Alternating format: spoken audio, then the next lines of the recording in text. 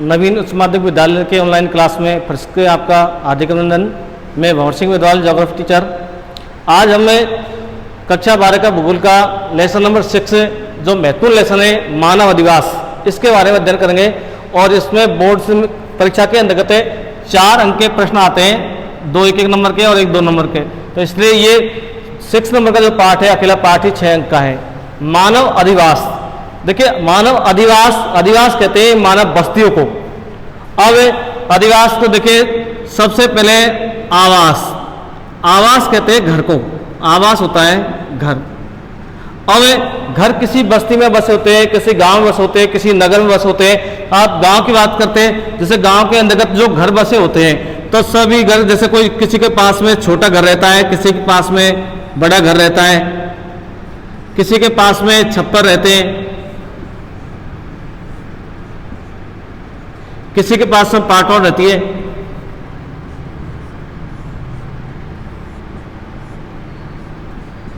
तो देखिए कि आवास होता है घर ये। अब इस गांव के अंतर्गत अलग अलग घर बने हुए हैं, ये आवासों का समूह है।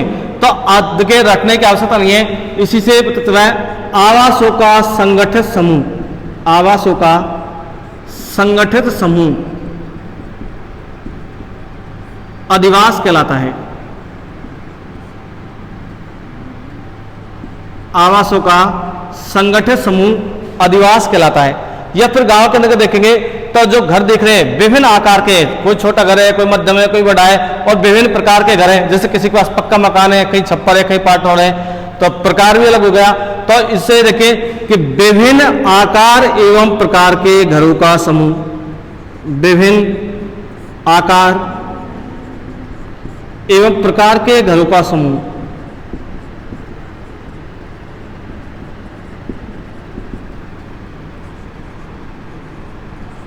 मानव अधिवास कहलाता है।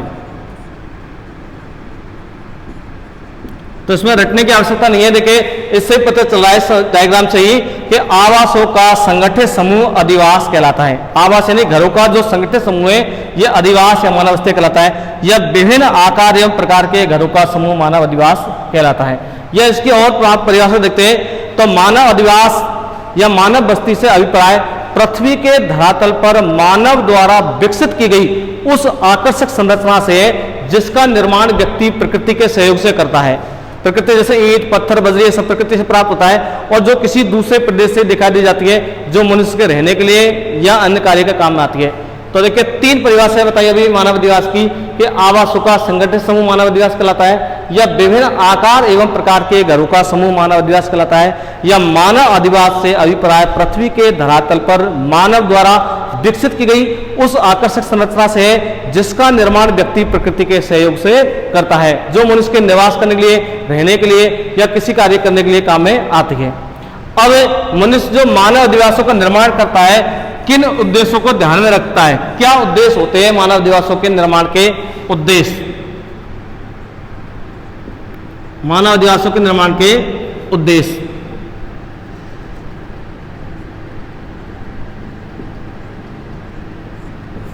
तो देखिए सबसे पहले कि विभिन्न प्रकार की भौतिक कठिनाइयां, जैसे सर्दी, गर्मी, वर्षा, इनसे सुरक्षा के लिए मनुष्य विभिन्न प्रकार की जो भौतिक कठिनाइयां होती है, सर्दी, गर्मी, वर्षा, इनसे सुरक्षा के लिए अधिवासों का निर्माण करता है।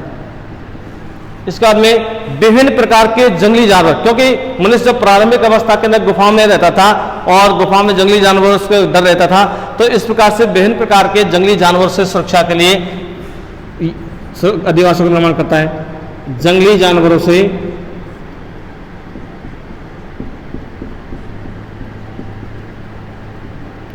सुरक्षा के लिए अधिवासों का निर्माण करता है। इसके अलावा अनेक प्रकार के सामाजिक, धार्मिक एवं सांस्कृतिक कार्य, सामाजिक, धार्मिक व सांस्कृतिक कार्यों के लिए, जैसे घर में कोई शादी, ब्याह या फंक्शन है, उनके अंतर्गत व्यक्ति घरों का उपयोग करता है, या विद्यालय, हॉस्पिटल, स्कूल, ये भी सब आवास के अंतर्गत आते हैं। इसके अलावा पारिवारिक एवं आरामदायक जीवन जीने के लिए, पारिवारिक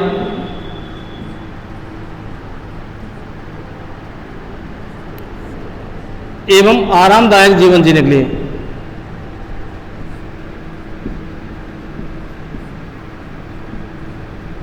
तो मनुष्य के अधिवास निर्माण के 4 उद्देश्य है। विभिन्न प्रकार की भौतिक कठिनाइयां, सर्दी, गर्मी, बरसात से सुरक्षा के लिए, विभिन्न प्रकार के जंगली जानवरों से सुरक्षा के लिए या अपनी जो खाद्य वस्तुओं के भंडारण के लिए करता है, और सामाजिक, धार्मिक, सांस्कृतिक कार्यों के लिए, और पारिवारिक एवं आरामदायक जीवन जीने के लिए मनुष्य अधिवासों का निर्माण करता है।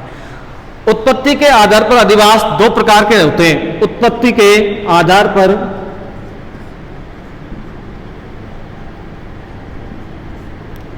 अधिवास 2 प्रकार के होते हैं। एक होता है अस्थायी अधिवास और एक है स्थायी अधिवास। अस्थायी अधिवास ऐसे अधिवास जो आवश्यकता के अनुसार या मौसम के अनुसार बदलते रहते हैं, वो कहलाते हैं अस्थायी अधिवास।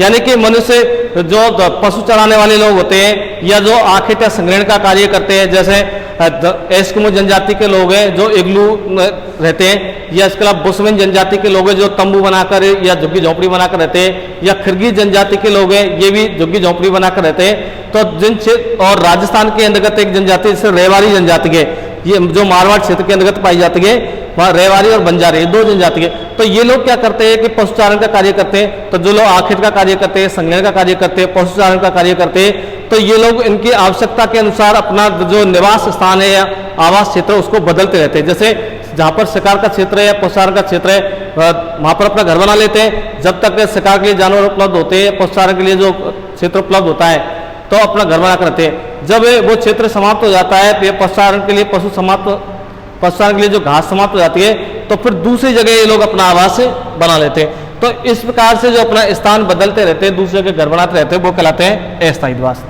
इसके बाद में स्थायी अधिवास। स्थायी अधिवास वो अधिवास कहलाते हैं कि जिनमें मनुष्य अपना स्थायी रूप से घर बनाकर रहता है। स्थायी अधिवास मनुष्य के विकास क्रम की देन है। जैसे प्रारंभिक अवस्था के अंतर्गत मनुष्य जब जंगलों में रहता था, गुफा में रहता था, जंगली जानवरों से उसको सुरक्षित नहीं था, तो जब कभी कभी ऐसी स्थिति बन जाती थी कि जब शिकार के लिए निकलता था, तो शिकार के लिए किसी जानवर के शिकार की जगह खुद का शिकार हो जाता। तो मनुष्य ने धीरे धीरे झुग्गी झोंपड़ी बनाना शुरू किया। झुग्गी झोंपड़ी के बाद में कच्चे घर बनाना चालू किया। कच्चे घर बनाने के बाद में पक्के मकान ईंट पत्थर बजरी से बनाना चालू किया। फिर गगनचुंबी इमारतों तक पहुंच गया। तो इस प्रकार से मनुष्य स्थायी आवास बनाकर रहने लगा। तो उत्पत्ति के आधार पर आवास 2 प्रकार के, अस्थायी और स्थायी अधिवास। अब बात करते हैं जो ग्रामीण अधिवास 2 प्रकार के रहते हैं। ये तो ग्रामीण अधिवास और नगरीय अधिवास। जो लोग गांव में रहते हैं वो ग्रामीण क्षेत्र कहलाता है, नगरों में रहते हैं वो नगरीय क्षेत्र। तो ग्रामीण और नगरीय अधिवास, इन दोनों अधिवासों में अंतर। इसमें कई बार क्वेश्चन भी पूछा जा चुका है एग्जाम के अंदर, ग्रामीण और नगरीय अधिवासों में अंतर। ग्रामीण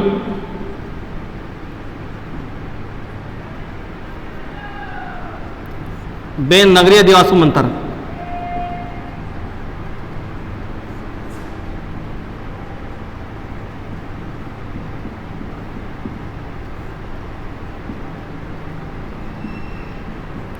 तो देखिए ग्रामीण और नगरीय अधिवासों में अंतर।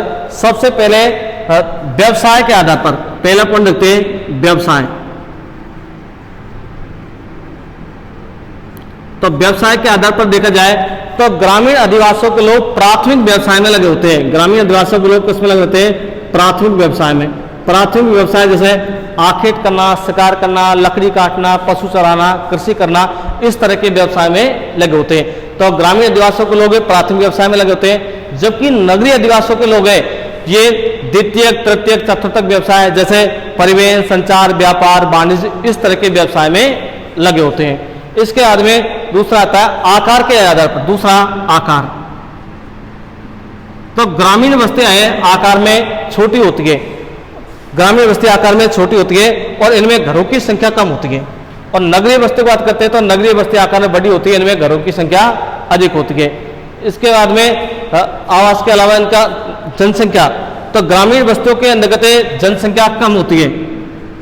जनसंख्या ग्रामीण बस्तियों के अंतर्गत जनसंख्या कम होती है, जबकि भारत सरकार के अनुसार नगरीय बस्तियां ऐसी बस्तियां कहलाती है जिनकी जनसंख्या 5000 या 5000 से अधिक हो और जहां का जनसंख्या घनत्व। देखिए नगरीय बस्तियों के अंतर्गत जो टारगेट दिया गया है कि जनसंख्या 5000 से अधिक होनी चाहिए और जनसंख्या घनत्व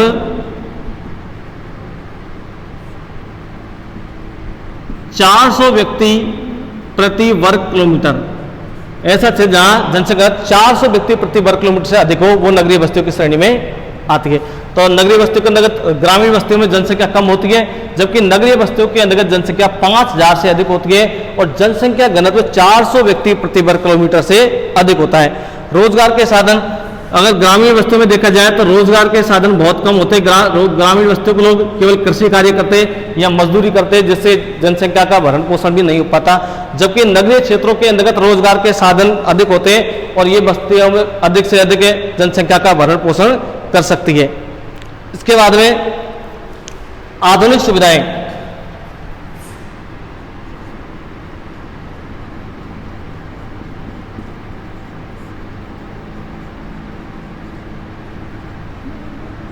आधुनिक सुविधाएं तो ग्रामीण बस्तियों के अंतर्गत परिवहन, संचार, रोजगार के साधन इनकी कमी होती है, लेकिन वर्तमान स्थिति में सुधार आता जा रहा है। जबकि नगरीय बस्तियों के अंतर्गत परिवहन के साधन, संचार के साधन, रोजगार के साधन इनमें इनकी सुविधाएं अच्छी होती है, तो जिसके कारण लोगों को रोजगार आसानी से मिल जाता है। तो ये था ग्रामीण और नगरीय बस्तियों के अंतर्गत व्यवसाय के आधार पर, आकार के आधार पर, जनसंख्या, रोजगार और आधुनिक सुविधाओं के आधार पर। अब आता है ग्रामीण अधिवासों के प्रकार। देखिए ग्रामीण अधिवास या ग्रामीण बस्तियों के प्रकार, ग्रामीण अधिवास 4 प्रकार के होते हैं। सबसे पहले सघन या गुच्छित अधिवास, दूसरा संयुक्त या मिश्रित अधिवास, पल्ली या खंडित अधिवास, प्रकीर्ण या एकांकी अधिवास। एक नाम भी याद रख सकते हैं, सघन अधिवास, संयुक्त अधिवास, पल्ली अधिवास और प्रकीर्ण अधिवास। तो ग्रामीण अधिवासों को 4 भागों में बांटा गया है। तो इनकी विशेषता देखते हैं। सबसे पहले सघन अधिवास। सघन अधिवास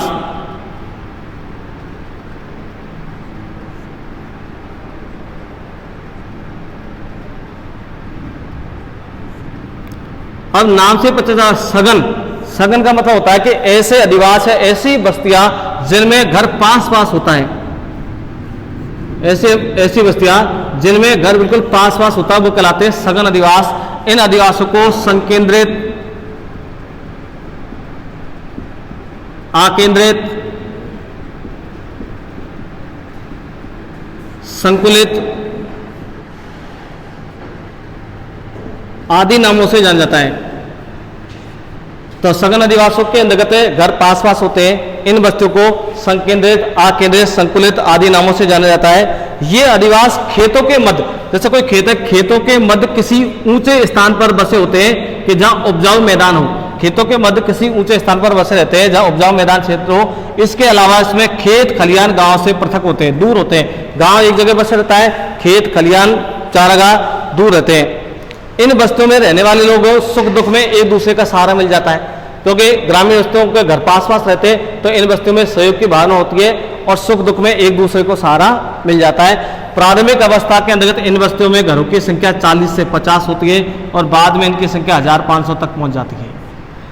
इस प्रकार के जो सघन अधिवास है, ये अधिवास भारत के अंदर गंगा सतलज के मैदान, मालवा का पठार, विंध्यन पठार, नर्मदा घाटी और राजस्थान के उपजाऊ मैदानों में मिलते हैं। तो ये सघन अधिवासों की विशेषताएं थी, 4-5 विशेषताएं कि सघन अधिवास ऐसे अधिवास कहलाते हैं जिनमें घर पास पास हो।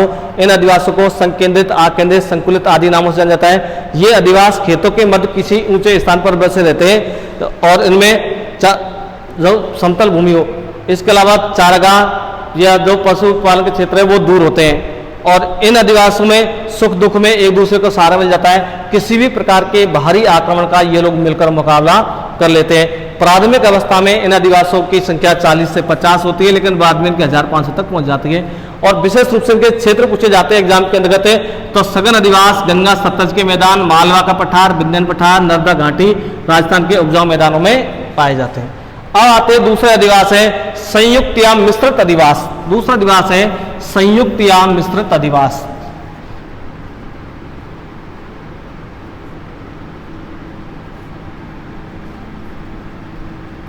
संयुक्त या मिश्रित अधिवास नाम से पता चल रहा है संयुक्त यानी जुड़े हुए। देखिए इन अधिवासों को पूर्वा बस्तियों के नाम से भी जाना जाता है। पूर्वा तो देखिए जब किसी बस्ती के अंतर्गत, ये कोई बस्ती बस हुई है, इस बस्ती के अंतर्गत जब एक या एक से अधिक पुरे बसे होते हैं, पूर्वा वो होता है कि जैसे कोई एक मुख्य बस्ती होती है और उस मुख्य बस्ती में यदि जनसंख्या ज्यादा हो जाती है तो उसके घर किसी दूसरे जगह जाकर ये बस जाते हैं, तो ये कहलाते हैं पुरा। तो इसलिए इनको कहते हैं पूर्वा बस्ती के नाम से भी जाना जाता है। तो इन बस्तियों को पूर्व बस्ती का नाम जाना जाता है, या बेसघन बस्तियां जहां किसी एक मुख्य बस्ती के साथ साथ एक या एक से अधिक पूर्व हो, तो उनको कहते हैं संयुक्त बस्तियां, मिश्रित बस्तियां।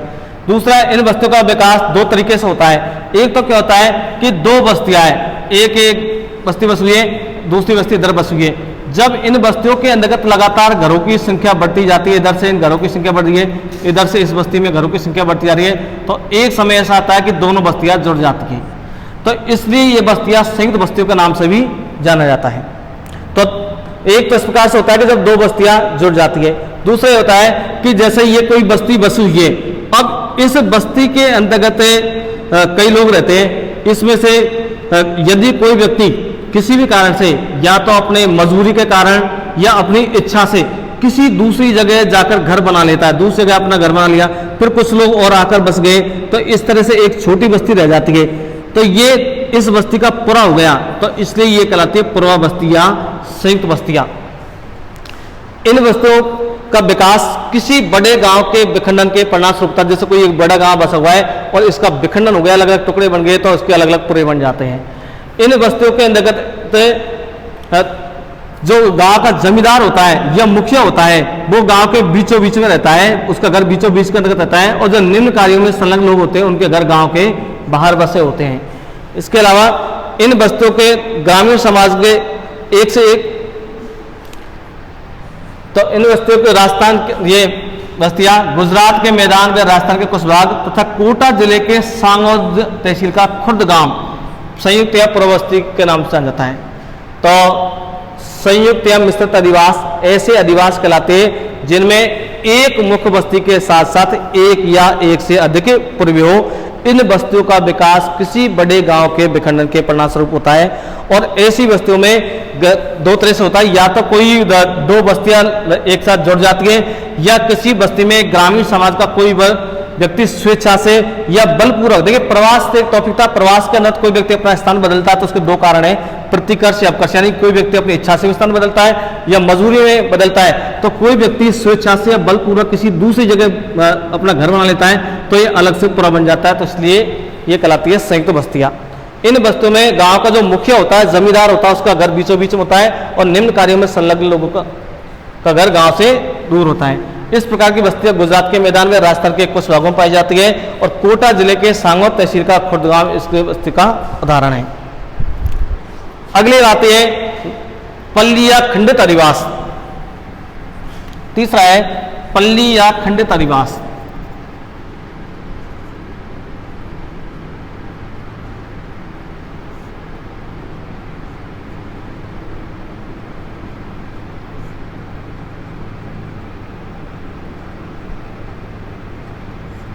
पल्लिया खंडित अधिवास, तो देखिए इस प्रकार के अधिवासों में घर एक दूसरे से अलग अलग एक ही बस्ती में बसे होते हैं। ये बस्ती एक ही बस्ती है, लेकिन इस बस्ती में घर एक दूसरे से अलग अलग ये पूरे बने रहते हैं, एक दूसरे से अलग अलग,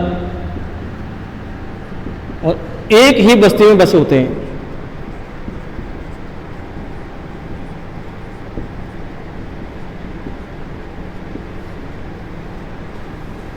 बस्ती एक ही है, लेकिन इसके अंतर्गत अलग अलग पूरे या अलग अलग कॉलोनियां बनी हुई है। तो इस प्रकार के अधिवासों में घर एक दूसरे से अलग अलग किंतु एक ही बस्ती में बसे होते हैं, और इन सब का नाम एक ही रहता है। इनके जो कॉलोनियां पूरे बस होते हैं, बस्ती का नाम एक ही रहता है, और ये बस्तियां अनेक पूर्वों में विभाजित होती है, अलग अलग पूरे बने हुए हैं, और अलग अलग पूर्वों के अंतर्गत अलग अलग जातियों के लोग रहते हैं। अलग अलग पूर्वों में अलग अलग जातियों के लोग रहते हैं, और इन्हें अनेक स्थानीय नामों से जाना जाता है। देखिए इसमें पाणा, पान्ना, पाड़ा, पान्ना, नंगला, ढाणी, इन स्थानीय नामों से जाता है। जैसे अपने राजस्थान में इनको ढाणी बोलते हैं। ये कई बार एग्जाम के अंतर्गत पूछा गया है कि पल्ली या खंडित आदिवासियों के स्थानीय नाम पाड़ा, पाना, नंगला, ढाणी। और इस प्रकार के जो बस्तियां हैं मध्य में निम्न गंगा के मैदान छत्तीसगढ़ और हिमालय की निचली घाटियों में मिलते हैं। अब है प्रकीर्ण या एकांकी अधिवास। प्रकीर्ण चौथे नंबर के प्रकीर्ण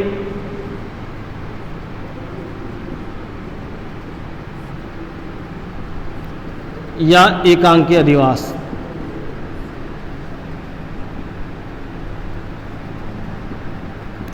देखिए नाम से पता चला है प्रकीर्ण, प्रकीर्ण ऐसी बस्तियां जो फैली रहती है, दूर दूर रहती है। तो देखिए इन्हें बिखरी हुई एकांकी बस्तियां कहते हैं। इन बस्तियों के अंतर्गत घर बीच बीच में दूरियां छोड़कर बने होते हैं। जैसे ये घर बने हुए, बीच में एक दो खेत की दूरी आ गई, फिर इसमें घर बने हुए, फिर इसके अंतर्गत दो खेतों की दूरी आ गई। तो कुल मिलाकर इसमें क्या है कि इन बस्तियों के अंतर्गत घर दूर दूर बसे होते हैं, पृथक पृथक बसे होते हैं।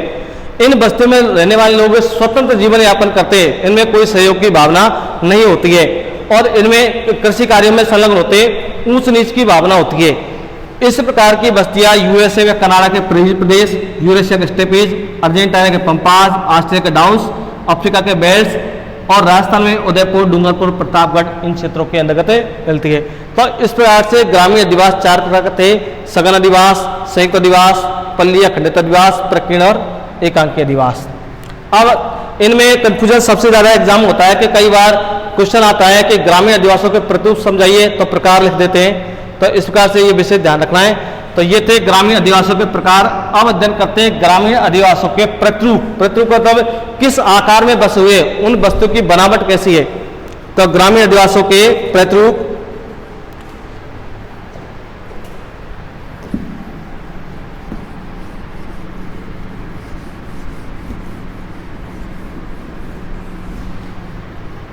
सबसे पहले रेखीय प्रतिरूप।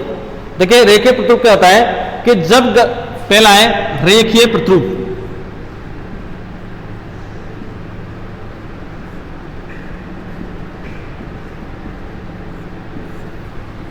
रेखीय प्रतिरूप तो जब ग्रामीण क्षेत्रों में किसी सड़क मार्ग, किसी सड़क मार्ग, रेल मार्ग या नहर, सड़क मार्ग, रेल मार्ग या नहर के सारे जो बस्तियों का विकास होता है एक सीधी रेखा में, सीधी रेखा के अंतर्गत ये घर बन जाते हैं। ये कोई सड़क है या नहर है, इसके पास में सीधी रेखा में घर बन जाते हैं एक पंक्तिबद्ध में। तो इस प्रकार के अधिवास रेखीय प्रतिरूप कहलाते हैं। जैसे जयपुर जिले के अंतर्गत जो बरवाड़ा गांव है, बरवाड़ा के गांव है वो रेल की पटरी के सहारे बसा हुआ है एक पंक्तिबद्ध जिले में, बरवाड़ा, जयपुर जिले में बरवाड़ा इसका उदाहरण है, बरवाड़ा। तो रेखीय प्रतिरूप किसे कहते हैं कि जब किसी बस्ती का विकास किसी सड़क मार्ग, रेल मार्ग या नहर के सारे एक पंक्तिबद्ध सीधी रेखा में विकास हो जाता है। इसके बाद में तीर प्रतिरूप, दूसरा है तीर प्रतिरूप।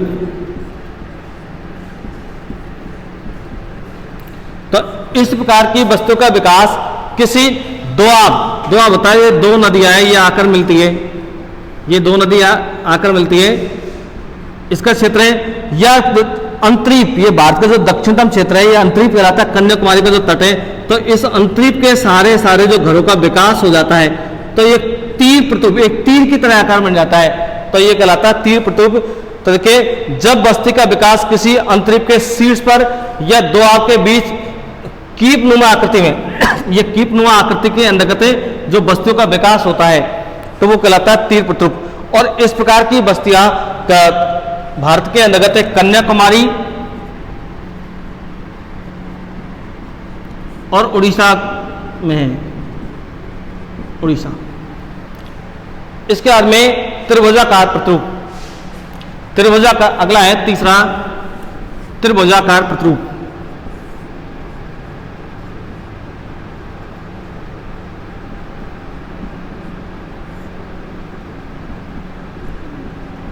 त्रिभुजाकार प्रतिरूप तो देखिए त्रिभुजाकार प्रतिरूप कब बनता है कि जब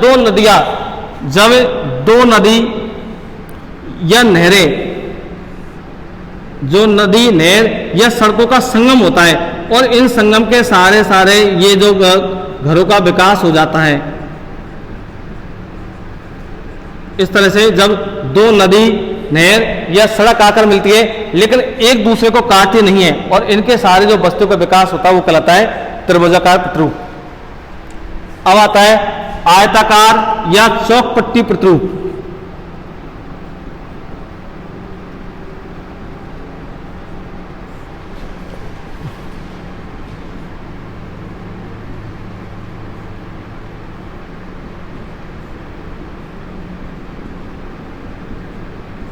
आयताकार या चौकपट्टी प्रतिरूप।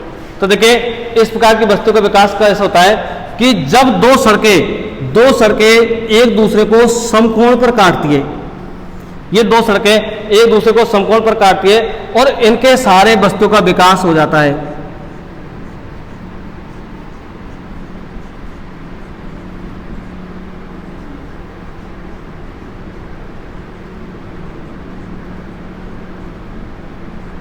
दो सड़कें एक दूसरे को समकोण पर काटती है और इनके सारे जो वस्तु का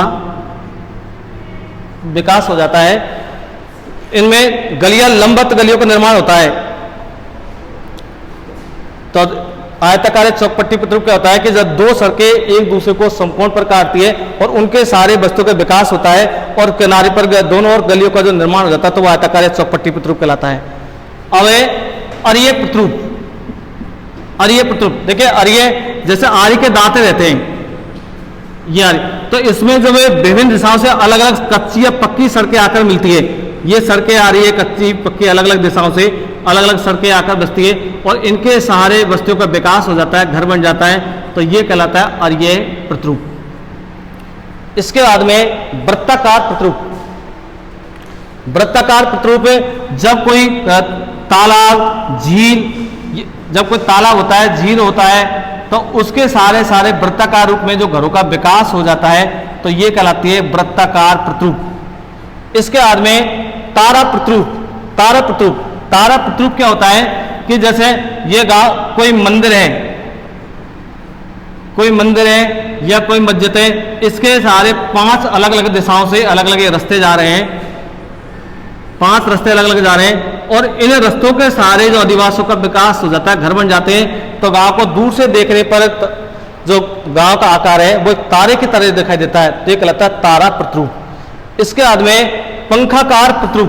पंखाकार प्रतिरूप में जब किसी बस्ती का विकास किसी केंद्रीय स्थान पर होता है, पहले तो इसे बस्ती का विकास बीच में होता है केंद्रीय स्थान पर, फिर इसके बाद में अलग अलग रास्ते बनते हैं, ये अलग अलग ये रास्ते जा रहे हैं, इनके सारे बस्तियों का विकास हो रहा है। तो इस तरह से पंखे की पंखड़ियां सी बन जाती है, पहले बस्ती का केंद्र भाग का विकास होता है, फिर बाद में अलग अलग सड़कों के सारे जो बस्तियों का विकास होता है तो वो कहलाता है पंखाकार प्रतिरूप। इसके बाद में अनियमित या अनाकार प्रतिरूप। अनियमित या अनाकार प्रतिरूप ऐसी बस्तियां कहलाती है जो मानव अपनी सुविधा के अनुसार बिना किसी आकार के प्रकार के जो घरों का निर्माण कर लेता है, जिसमें ना किसी सड़क का ध्यान रखा जाता है, ना कोई नालियों का ध्यान रखा जाता है, तो वो कहलाती है अनियमित या अनाकार प्रतिरूप। इसके बाद में सीढ़ी नुमा प्रतिरूप। सीढ़ी नुमा प्रतिरूप इस प्रकार के अधिवास विशेष रूप से पहाड़ी ढालों पर जो सीढ़ी नुमा क्षेत्र है उन पहाड़ों के ढलानों पर पंक्तिबद्ध रूप में आवास बन जाते हैं।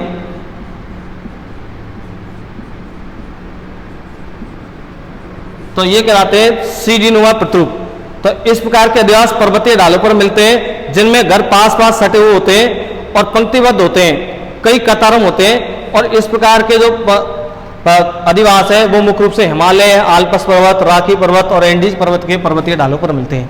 11वां है मधुमक्खी छत्ता प्रतिरूप। इस प्रकार के अधिवास विशेष रूप से आदिवासी जनजातियों द्वारा किसी टीले पर घर बनाए जाते हैं। ये जो टीला होता है इस पर ये गुंबदाकार झोंपड़ियां बनाई जाती है, गुंबदाकार झोंपड़ियां बनाई जाती है, तो इनको दूर से देखने पर मधुमक्खी के छत्ते जैसा दिखाई देता है और विशेष रूप से इसमें टोडा जनजाति रहती है। मधुमक्खी छत्ता प्रतिरूप में टोडा जनजाति निवास करती है। इसके बाद में अन्य प्रतिरूप जिन आदिवासियों का कोई आकार निश्चित नहीं होता है या टेढ़े मेढ़े रूप में बसे रहते हैं वो इन प्रतिरूपों के अंतर्गत आते हैं। तो ये थे ग्रामीण आदिवासियों के प्रतिरूप। तो अभी हमने पढ़ा था ग्रामीण अधिवासों के प्रकार और प्रतिरूप तो आप अच्छी तरह समझ में आया होगा। तो इसमें लेसन के अंतर्गत से 4 नंबर का क्वेश्चन आता है विशेष रूप से, और ग्रामीण अधिवासों के साथ साथ में नगरीय अधिवास भी है, जो अगले चैप्टर के अंतर्गत हम इसको पढ़ेंगे। तो धन्यवाद।